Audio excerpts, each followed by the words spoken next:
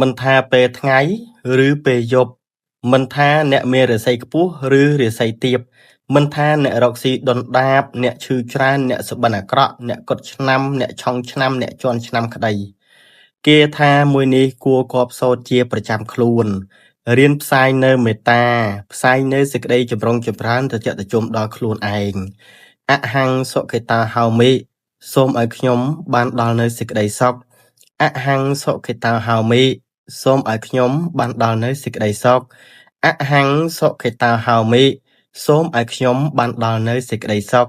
យើងរៀនផ្សាយនៅមេត្តាចំពោះខ្លួនឯងសូមឲ្យខ្ញុំកុំខឹងអ្នកដទៃសូមឲ្យខ្ញុំកុំនិយាយដើមអ្នកដទៃ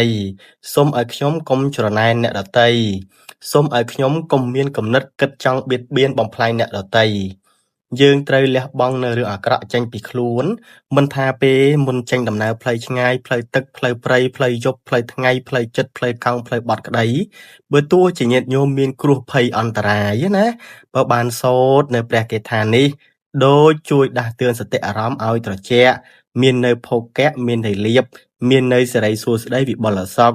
គាថានេះគួរគបចែករំលែកជាបន្តឲ្យបានច្រើនណាព្រោះវាមានប្រយោជន៍ប្រាប់បាន100គុណកាន់តែសូត្រកាន់តែធ្វើឲ្យញាតិញោមមានសេរីសួស្តី